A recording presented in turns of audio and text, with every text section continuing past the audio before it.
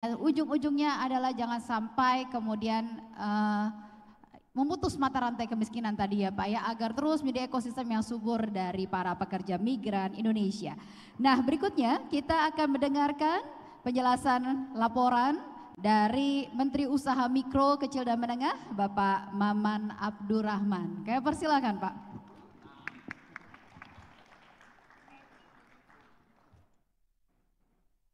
Tes. Kita ini di sidang tesis. Assalamualaikum warahmatullahi wabarakatuh.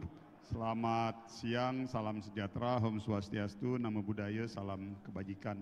Yang terhormat tentunya yang kita banggakan Cak Menko Muhaimin Iskandar, tepuk tangan dulu buat beliau. Ya, ini kalau bukan perintah Menko ini nggak mungkin kita bisa disidang di sini nih. Jadi insya Allah nanti habis ini saya keluar langsung dapat S2. Udah nggak ST lagi Pak. Ya, makasih banyak Cak Menko atas arahan dan petunjuknya. Pada kesempatan kali ini saya selaku Menteri Usaha Maman ke Maman, Usaha Mikro ke Mikro. jadi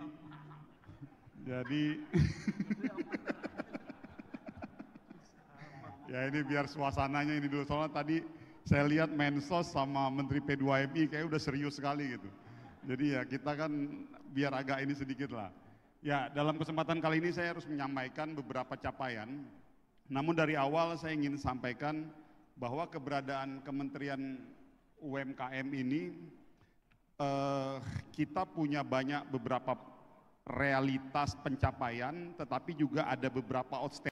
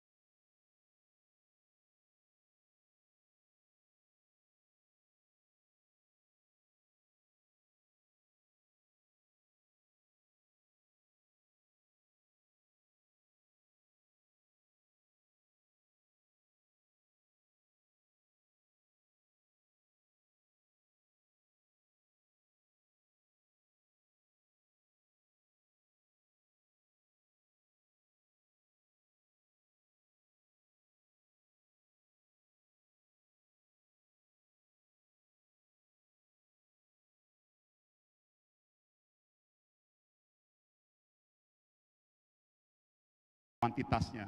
Namun satu hal, karena ada petunjuk dari Pak Menko bahwa kita di bawah koordinasi Kementerian Koordinasi Pemberdayaan Masyarakat, ada satu tambahan target pencapaian kita, bahwa kita tidak hanya sekedar ingin mencapai target kuantitas angka saja yang 300 triliun, tapi kita ingin mendorong target kualitas.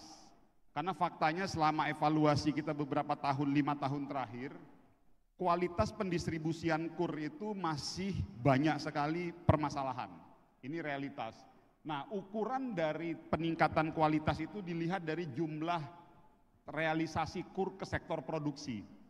Jadi, dan saya harus sampaikan ini berkat dari terobosan dari Pak Presiden mendorong kolaborasi. Inilah sejarah pertama kali Indonesia target realisasi KUR ke sektor produksi mencapai di angka 60,7%. Dan ini pertama kali sepanjang sejarah berjalannya program KUR ini. Selama ini angkanya selalu di 53, 54, 55. Mentok di situ. Jadi sekarang per bulan Oktober ini kita sudah 60,7%. Dan insya Allah kita punya keyakinan di akhir Desember ini kita sepertinya akan tembus di angka 61 sampai 62%. Kenapa ini menjadi penting angka 60% ini? Karena inilah mengukur kualitas pendistribusian KUR dibandingkan dengan hanya sekedar menyalurkan ke sektor konsumtif. Karena kalau kita dorong ke sektor produksi, multiplier efek ekonomi bisa tercapai, penyerapan tenaga kerja juga menjadi lebih besar. Dengan jumlah debitur sekitar 3,7 juta orang, Dan berdasarkan penelitian BRIN sudah kita average-kan, rata-rata satu entitas usaha ini menyerap tenaga kerja sekitar 3 orang. Artinya per hari ini sampai bulan Oktober dari bulan Januari kita sudah kurang lebih melakukan penyerapan tenaga kerja dari sektor KUR sekitar 11 juta plus minus. Namun catatannya, nah ini tadi saya juga berharap teman-teman media dan kita semua bisa menjadi salah satu agent kritik yang konstruktif untuk melakukan pengawasan. Namun 11 juta tenaga kerja yang bekerja di bawah program dapat melalui program KUR ini relatif mayoritas masih berada di sektor pekerja informal. Nah inilah yang memang menjadi target tantangan kita tahun depan, Cak Menko. Saya juga laporkan kepada Cak Menko bahwa tahun depan kita akan mulai melakukan pemetaan secara utuh dan detail bagaimana bisa memindahkan mereka yang awalnya sekarang pekerja informal masuk bergeser ke pekerja formal. Nah di sini saya pikir yang ini domain dari BGN, namun keterlibatan kita Kementerian UMKM adalah memastikan partisipasi dan keterlibatan sektor usaha mikro, kecil dan menengah terlibat sebanyak-banyaknya dalam program makan bergizi gratis. Dan sekarang alhamdulillah hampir mayoritas yang terlibat di program MBG adalah sektor mikro, kecil dan menengah.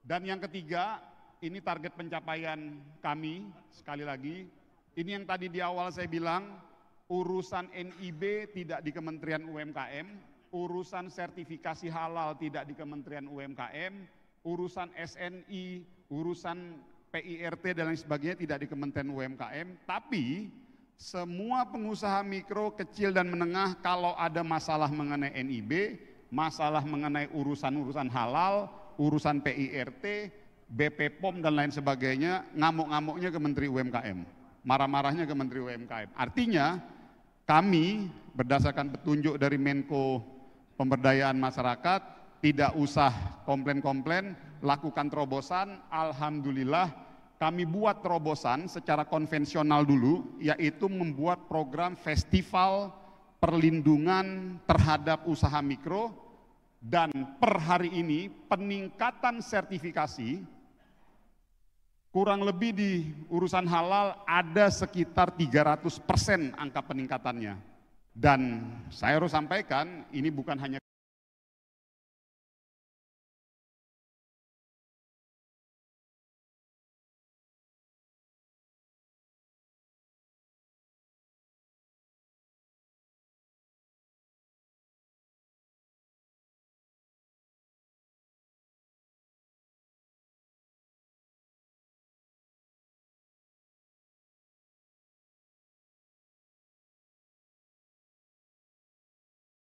naik signifikan. Next. Nah ini yang saya pikir yang keempat ini menjadi penting Cak Menko dalam forum ini saya sampaikan karena ini kemungkinan akan menjadi program utama kita juga Kementerian UMKM. Berdasarkan PP nomor 7 tahun 2021 bahwa diberikan kewajiban kepada pemerintah pusat, pemerintah provinsi, pemerintah kabupaten plus BUMN-BUMN kita untuk mengalokasikan infrastruktur publik sebanyak 30% dari total areanya diberikan kepada UMKM. Penyewaannya dengan harga 30% dari harga normal.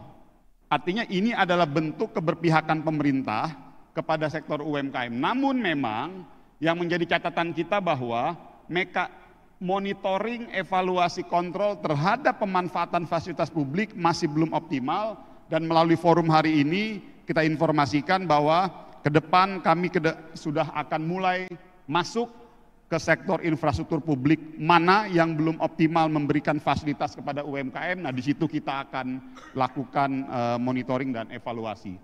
Total area yang bisa dimanfaatkan untuk UMKM sebesar 389.000 meter persegi tersebar menjadi di 392 unit. Dan berdasarkan data yang kita miliki, dari 389.000 meter persegi ini baru 40% yang termanfaatkan oleh UMKM. Maka dari itu ke depan kami akan lakukan monitoring lebih lanjut. Apa aja infrastruktur publik itu? Pertama adalah rest area, bandara, terminal, pelabuhan, stasiun kereta api, dan beberapa fasilitas publik yang lainnya. Tadi juga Cak Menko sudah update bahwa sudah ada pembicaraan beliau dengan Pak Presiden bahwa akan ada beberapa fasilitas publik juga nanti yang akan diberdayakan, dioptimalkan untuk pemanfaatan UMKM. Next, selanjutnya. Ya, nah ini dua program ini adalah amanah dari Bappenas, di mana Bappenas memerintahkan kepada Kementerian UMKM dan Kementerian Sosial untuk ke depan membuat kartu usaha. Apa program kartu usaha itu? Ini adalah program pemberdayaan kewirausahaan terintegrasi dari desil 1 sampai desil 7. Jadi, namun kita sadar sekali bahwa reaksi masyarakat terhadap yang namanya program kartu-kartu ini masih sangat luar biasa negatif. Maka dari itu kita kombinasikan dengan sistem yang akan kita bangun, yaitu Sapa UMKM.